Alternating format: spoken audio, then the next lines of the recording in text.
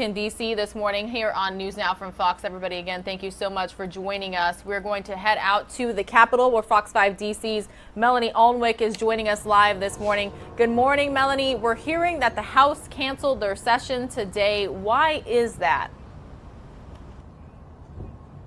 Well, that is because late yesterday they got an updated security briefing saying that there is increased online chatter from some of these conspiracy groups about a potential plot to breach the U.S. Capitol today. You can see behind me here the Capitol still very much a fortress-like complex. The fencing, the razor wires, roads closed off, and we're several blocks out from the U.S. Capitol. And this is 2 months since we had the incident at the Capitol that really just shocked the world and has put a lot of people on guard here. Now, March 4th today, why is that important?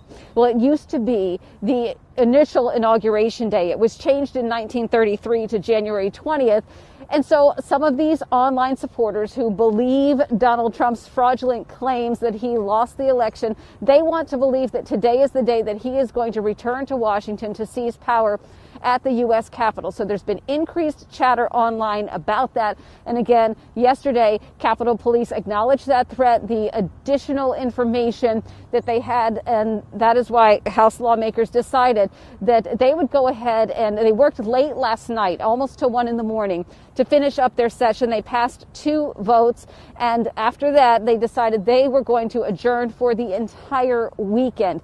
Now, we know intelligence officials are doing some additional work today. They are taking a look in the area. They're monitoring flights into D.C., car rental agencies, bus tour groups, that sort of thing, to see if indeed there may be any kind of increased activity of people moving down here toward the Capitol complex. We don't know what the results of those are so far. Unlike what we had happen, that insurrection in January, there's no authorized activities today. There are no protest groups coming, no marches planned. So I think the threat here would more be from smaller groups or those lone wolf individuals that decide to act on their own.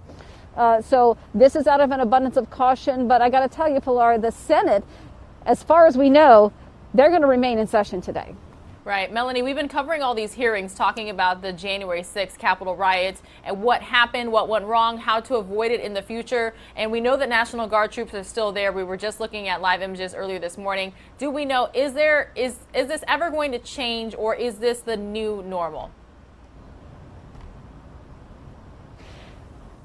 Folks here in D.C. would like to see it change, but with some additional security as well. We know that we spoke with D.C. Congresswoman Eleanor Holmes Norton.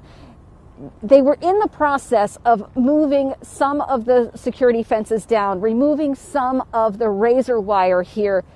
And then with this new information, that paused. So she gave us sort of that word of caution that she understands why that had to pause, but would like to see it remain. This has always been a place where people can just walk right up to the U.S. Capitol. They can go through the security process and get inside. It is the people's house, and many people would like it to remain so, but they do understand the continued threats. As far as the National Guard troops, that's going to be interesting to watch as well. At one point, there were 27,000 stationed here in D.C. 5,000 remain, and our last understanding was that those 5,000 were scheduled to go home probably next week. We'll have to see if that's going to continue.